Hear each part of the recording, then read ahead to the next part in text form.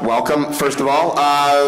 We are here to talk about sort of the issue, the tips and tricks, I guess, within sort of live reporting, covering breaking news, and that sort of thing. I'll go down the line and let everybody. I'm Marcus Grant. I work for a small mom and pop shop called the National Football League. I've been fortunate enough to be there for 13 years at this point, but it's been a really interesting ride. But I'll let these fine folks introduce themselves as well. Hi, I'm Kelly Singh, day job VP of Marketing at Trophy Smack, and all of the rest of my free time goes to content creation. I got my NFL media credentials about 3 years ago, but prior to that, I've been in plenty of press rooms, and it's one of my favorite things, so I can't wait to talk about it with you.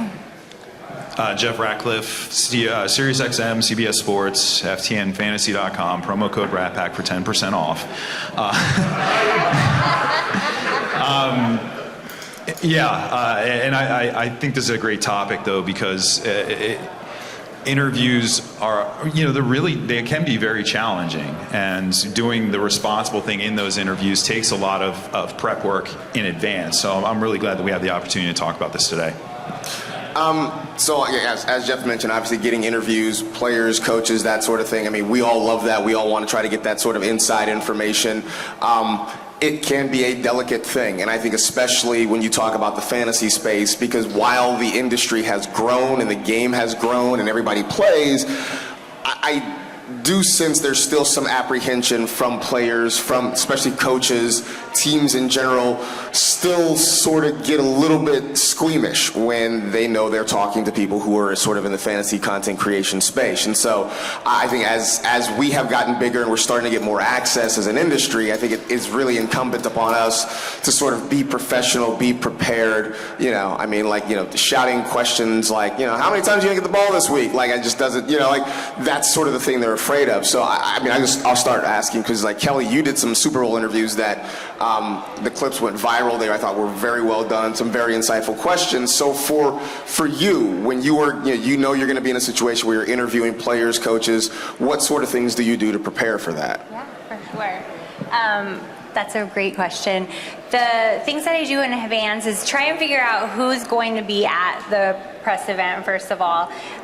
For instance, at Media Week, when you went to see the Chiefs, some of them were sitting at tables outside of a press room, and then you would have Patrick Mahomes inside of the press room, and that's where it can get a little sticky. But preparing on who's going to be there so that you know what you want to ask. In my experience, asking a more thoughtful, personal type question has worked for me. So for Patrick Mahomes, it was, how do you use this time to make memories with your kids? And I think he really liked that type of question. So those are how I've had luck getting viral, but preparing who's there is so important. We often forget that NFL players are human beings. And it is a shame, because in a lot of ways they're kind of objectified in the game we play, but they're real human beings. They have things they like, they have interests, they're not just football players, right? And to Marcus's point, that access and then being, kind of accepted is always, it's a barrier. Even now, it's a barrier for me. So I try to find things that the person likes. Are they a sneakerhead? Or, do they have a charity? Like, what about them is something that will break that down? Because sometimes, guys will be standoffish in the beginning of an interview. So if you hit that one thing, you can tell in interviews too when they start to open up. The air is different in the room, everything changes, and then they're so much more receptive to actually answering the football questions that you're gonna come with. Yeah, I think that's a good point. An example I always fall back on, this is a much older example, but Paul Newman, the longtime great actor, didn't necessarily love talking about acting, but he had a passion for race cars. And it was sort of known, if you started talking to him about cars and race cars, he would light up. And then you could ask him the questions about, I loved you in this movie. What was your method? What was your process? So that, to that point though, because while it's great to get Patrick Mahomes' answer about making memories with his family, we do sort of want to know, where are you going with the football sort of thing? So in terms of kind of preparing for that, how do you guys sort of get the fantasy type answer without asking the fantasy type question, if that makes sense? Like I know it's a really weird question to sort of answer, but how do you get to that? You have to speak their language, I think. I think that's what it really comes down to. We talk our language, fantasy, but if you're going to talk that to a lot of players, it's not necessarily going to resonate. Now, there are some fantasy-friendly players. Austin Eckler has been a great ambassador for the industry, but for the most part, if we're talking those sorts of things, it's not going to resonate with them, as opposed to, I asked Hayden Hurst at Trophy Smack, I said, how much 12 personnel are you guys going to run this year? And then he dove into that, and while he's doing it, he's telling us, oh, Will Dissly's getting targets, I'm getting targets, we're both going to be out there. Then it was, tell me about the backfield, how's JK doing? Just straight up. And then he went into talking about Gus Edwards and JK, and then we asked him about Kimani Vidal, and went from there. So I think it's more framing it in their language, speaking real football language, and then we can extract from there the fantasy insights. Yeah, I stay kind of in my own personality too when I'm trying to get fantasy. Same with Hayden Hurst. I just said to him, I love the tight end position on any team. Looking at your tight end room, doesn't seem like there's a whole lot of competition. And he similarly was like, well, I am the only receiving tight end, and was happy to talk about that and give that insight. Alan Lazard at Super Bowl week, I approached him saying, I'm with Women of Fantasy Football. That was where my credentials were through that this year. And do you have any tips for women who are just starting out playing fantasy football? And so bringing an angle where he's actually lending information that's helpful to somebody else was really successful in that case as well. Yeah. I will say Jeff mentioned like, hey, you talk about real football. And I know, at least for us in NFL media, I would say, if sports is the toy department, the fantasy group, we're sort of the experimental wing of the toy department. We're like our nerds with the spreadsheets and our models, and we're in the corner like tinkering out being degenerates. I know for us, we really have had to convince people in our own building that what we talk about is actual football, right? It's just that we end all of our sentences with, and that's why you should start this guy this week. That's basically what it is. So it's sort of trying to get people to understand that what we do is football. We want to know 12 personnel. We want to know, how often are you putting two backs in the backfield? Are you using motion? We're talking that sort of things. We just, we sort of quantify it maybe a little bit more than, if you're Daniel Jeremiah and you're talking about stuff like that is. So at this point, I just want to open up to questions. I don't know if anybody has questions about reporting live, interviewing players, being in sort of like press events. Otherwise, I can sit here and, we can wax poetic. Yeah, absolutely. Hang on. I will hand the mic to you, sir. Yeah, thank you. What you do is hard, so thanks for doing it, because we want and we need a lot of information, and so you guys are on the front line getting it, so thank you for that.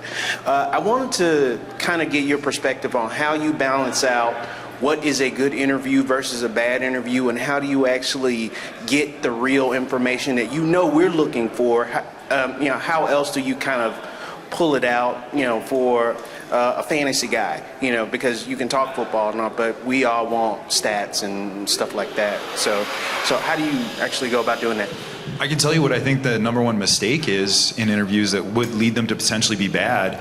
Scripting questions and only asking the scripted questions. Every interview is going to be different. It's kind of improvisation. You don't know where it's going to go. You just kind of have to be present in the moment, and players will open up, they will say certain things, and as opposed to just closing that door and going on to the next question, sometimes you have to go storming through the door. All right, let's talk more about, you just mentioned this. Okay, well, tell me more about that, whatever it might be. I talked to Mark Ingram at the Super Bowl, and we were talking about sort of the state of running back as a whole, how running backs weren't getting paid. Of course, this year in free agency they did, but for the most part, and I said, and when he was mentioning that, I said, well, do you think a lot of kids now are not going to play running back? What do you think about, is there going to be an impact at the youth level, at the high school level? And he opened up there and gave a lot of thoughts about that I didn't think I was going to be talking about that with him, but the opportunity presented itself. And So I think that's really the big mistake that a lot of people will make, was just sticking to the scripted questions. You have to have questions to start, obviously, but you never know where the interview is going to go. Yeah, no, I think it's like having a real conversation, right? Like, are you engaging in the conversation, or are you just waiting for your turn to talk? I think is sort of the thing. And like, are you listening to what they're saying, and then, like Jeff said, following up on that sort of thing? You mentioned the whole running. I did an interview with Chris Johnson like a year ago, and I asked him a similar question. He was kind of like, yeah, he's like, I don't know if I'm going to steer my kids toward playing running back. Like, the money's just, which, you know, for a guy who ran for 2,000 yards in, you know, in an NFL season, to say something like that was sort of wild. So, any other questions? I have like a less technical answer, or maybe it is more technical. As a woman, when it's loud, I find that my voice gets higher and more screamy, and I have interviews that I'm heartbroken that I will never post because I sound ridiculous screaming above the noise. So in my head, I'm trying to remember to keep my voice down, to use my diaphragm. It really is important. If you don't have a voice for radio, which I don't, I'm really practiced to try and project versus scream, and that's helpful to me. So I want to ask you guys, maybe not reporting specifically, right? Because none of us are Adam Schefter, Ian Rappaport, breaking news, but we all want to react to breaking news and that sort of thing. Obviously, the internet can sort of be a wild place where, you know, every once in a while we get fooled by the Adarn Schefters of Twitter. I mean, when news breaks, when there are big events, how do you guys sort of go about, one, gathering that information and then turning around and responding to it? Because obviously we're not the first line of defense in this sort of thing, but people are immediately, like, somebody gets hurt or suspended, they come to us like, okay, so what do we do now? How do you guys sort of go about reacting to that news and the advice you give right after? It's important to be measured. That's for sure. And it's unfortunate too, because if it bleeds, it leads, right? In a hot take world, hot takes get the clicks, get the retweets, but it may not be the best information. So yeah, I try to be as level-headed and measured as possible. A recent example happened when I was on air. The Joe Mixon deal went down when I was on air, which I love when that happens, so I get to instantly react to it. And the first words out of my mouth were, holy crap. But then, all right, let's think through this. We know the depth chart, we know the backfield, we know the offense, but we also know his age, and, you know, he's not quite the player he was earlier in his career. So let's think through it in the moment, try and be measured, not just say instant RB1 or, you know, anything like that. And that's not easy. It's not easy, but I think it all comes down to the preparedness before the fact that allows you to do that analysis in the moment. More sensitively, I mean, like, I think injuries, trades are one thing. I don't know about you guys. I have a hard time, like, when real life things intervene, right? Like when Adrian Peterson is suspended because, you know, he's accused of abusing his child, when Deshaun Watson, things like that happen. I tend to sort of just let it sort of rest for a little before I jump. Like, I don't, when a suspension happens, like, I don't want to immediately be like, go pick up this guy off the waiver wire. Like, Kelly, like, I mean, is that a thing? Do you tend to take a pause before you jump in and respond to things like that? I really do try, because things change and shift so dramatically. New facts come out, things settle, as you mentioned. I think that's more of an appropriate time to jump in if your genre is not breaking news and not hot takes. If you're genuinely a part of the community and you want to share your feelings on this topic and how you think it would affect, you know, your fantasy team, then it is a good idea to sit and wait. I like to sit and wait. If it's super personal to me, I have been known to get a little hot, but I'm a person. Right. But I do think it's a great thing to do, is sit on it and wait, unless that's your thing. If it's not your thing, then you might end up just looking kind of dumb. So simmering's good. Yeah, no, I mean, like I said, none of us are, you know, Schefter. We're not Rap Sheet. We're not out here, like, you know, in locker rooms breaking news. So, like, but I know, like, real life sensitive issues happen, and, like, I feel uncomfortable immediately being like, this is what you do, go pick up a guy now. Like, I'm like, you know, like, this person's on trial for whatever. Right. I think this can also go hand in hand in preparedness with interviews, like we talked about, knowing the person, knowing your audience, also knowing your own experiences and how you tie it in. So with the Deshaun Watson, for instance, it was personal to me as a woman and my own personal experiences with sexual assault, for instance. So it was easy for me to ease into that by sharing my personal experiences and then tying it to how it would affect fantasy. Do I want to draft a person like that morally, or do I want the points? There's a lot to weigh, but I think as long as you're authentic to yourself, that's also very key. Yeah, absolutely. I'll get you. I saw him first. And I'll, Name is Nick. Wow. Name is Nick. Nice to meet you all.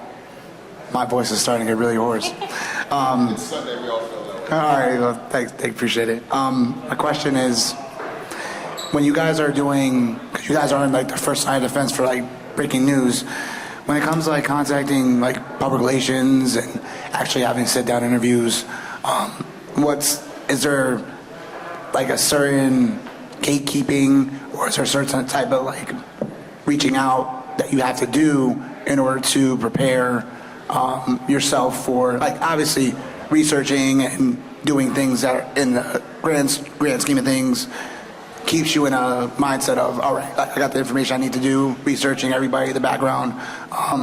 Is there a gatekeeping access for a person like trying to get into the industry where it's like, I'm trying to reach out to X, Y, and Z, and it feels like they're going to give me a runaround or whatever because I'm not, like, I don't have 100,000 followers.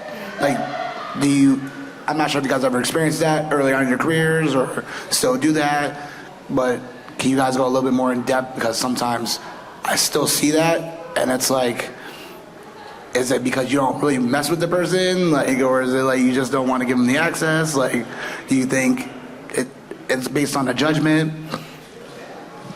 I personally don't gatekeep. People ask me questions all the time, and I'm happy to answer them. For women of fantasy football, what we ended up doing was there were women who wanted to attend certain events. We have enough media credentials, so what I did was created like a Zoom group and shared my experiences and how to prepare a list of items that they might want to bring with them. So I think it's just finding the right people, finding the right person that's willing to help you. They're out there. You're going to find it. And that's our goal, is to help prepare people so that you're not just thrown out to the wolves and what do I do? You know, make the most of it. You'll find your person. So yours was it regarding getting interviews itself with players, or? It was more like getting into how to get interviews.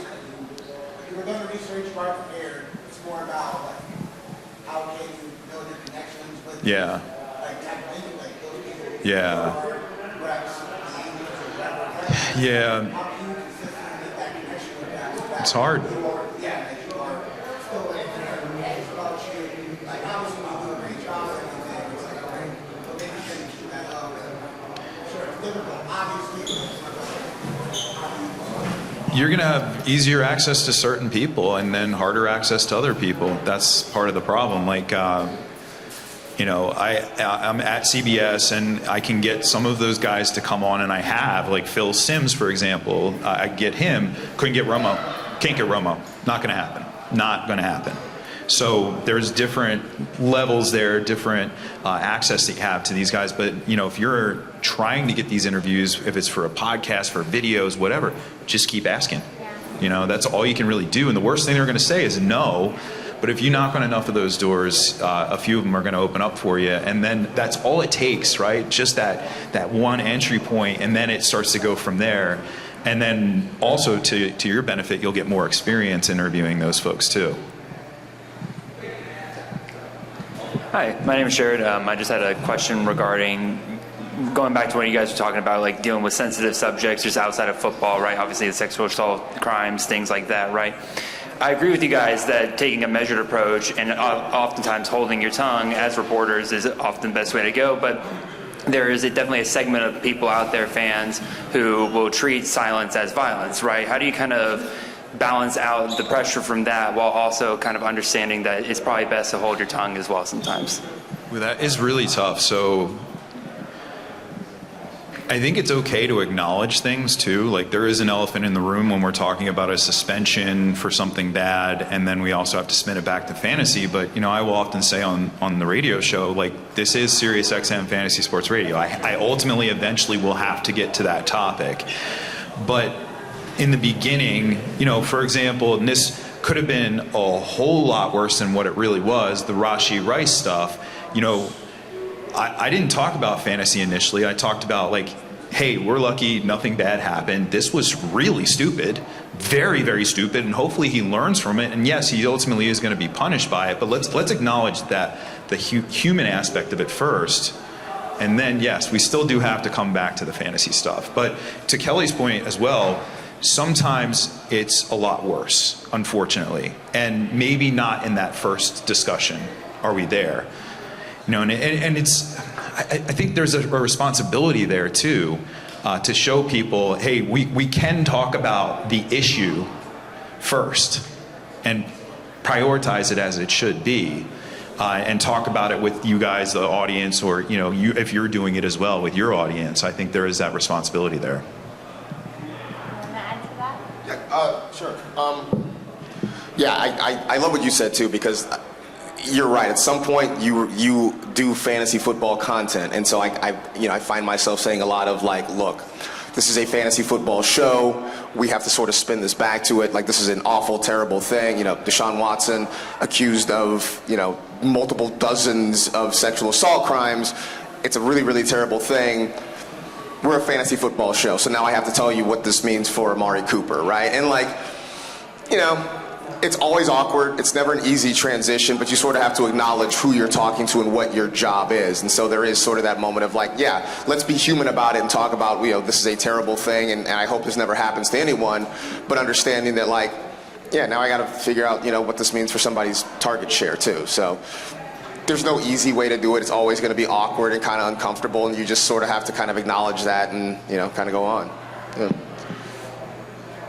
Okay, I have a question. My name is Brandon. It's kind of to your point, Nick. So maybe some of us feel in the same boat here. So obviously, when it comes to reporting and conducting interviews, kind of from what I've seen, you know, some people went to school for journalism and broadcasting. Some of us did it, right? And I know there's multiple ways to get in the industry. And let's be honest, some of us work a 9 to 5 and obviously have to do this on the side.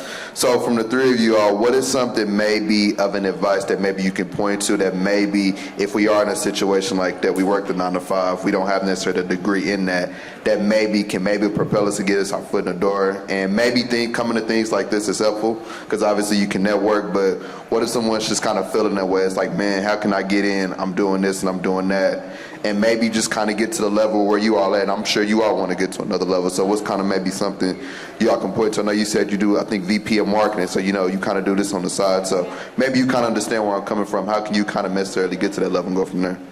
Yeah, so my day job is marketing. Luckily, that's a lot of communication involved. So tip number one is, what are you good at? How can you apply that to your dream? The second part of that is practice. You really need to keep practicing, whether it's the smallest podcast ever. It doesn't matter. I go on podcasts all the time just so I can practice answering questions and talking. And maybe mimicking. The third thing, mimic somebody that you like. There's somebody that you watch, somebody that you listen to. That's how I started getting into press rooms and being pushy even, was I watched other journalists and I'm like, okay, I can do that. And then I make my way to the front. Hey, I got a question for you. And it's watching, observing, and doing. And then to build on that, like, if we could look to the world of art. A lot of the greatest artists ever started by copying somebody else, right? But then they eventually found their own style, their own voice. And, you know, I can tell you for just straight up, like, when I came in, it was 2010 when I first came into the industry. I was one of many very cheap Matthew Berry impersonators, right? That was, he was doing it. That was the thing, and I wanted to do that, right? But eventually, that doesn't work anymore, right? And you ultimately have to have something that separates you, something that's unique about you and your approach. So finding that voice, and it also helps in interviews as well. Like, don't be afraid to be yourself in those interviews. I think it'll come across more genuine, and it will, back to the earliest point I made, open folks up more in an interview to talk to you. Yeah, I'll close with and Kelly sort of talked about it. Like now, the beauty of the internet, the best and worst things about the internet are that it's the same thing, that everybody sort of has a voice, right? Like the best part is that everybody gets to go out there and do stuff and have a voice. Sometimes the worst part is that everybody gets to go out there and do stuff and have a voice. But I am old enough that when I graduated college in the late 1900s, you still had to put things on physical tape, and you had to go find a job in a small market somewhere where they would let you do stuff. Like now, we all have smartphones, right? Like all you got to do is you can go stand out right there and you can record something you can put on the internet. You can practice your craft now. So the opportunity to build your craft and to sort of make your mistakes, right? Like if you put something up on YouTube and you say something a little half crazy, like, all right, maybe a few people see it and comment on it and they tell you like, hashtag you don't know ball, but you can make those mistakes and sort of build and grow from it. Whereas like when you had a job and you were actually on the air and you made an egregious mistake, like you got fired, like that was it. So I would say take advantage of the fact that like anybody can sort of be, even on a small level, kind of your own production company or whatever. Like use that opportunity. And like to Kelly's point, be persistent, keep asking, keep knocking on doors. Because when you don't have a name or a company behind you, like it is going to be hard to get those interviews and get those breakthroughs, but just sort of keep doing it. And when you get that opportunity, be prepared. Because if you're not prepared and you look silly, like it's going to be hard to get that second opportunity. But if you show up and you're prepared and you ask smart, thoughtful questions, you're more likely to get another opportunity when it's all said and done. So I think we're out of time. Thank you, Kelly. Thank you, Jeff. Thank you, everybody. Enjoy the rest of the expo, and have a great day, folks.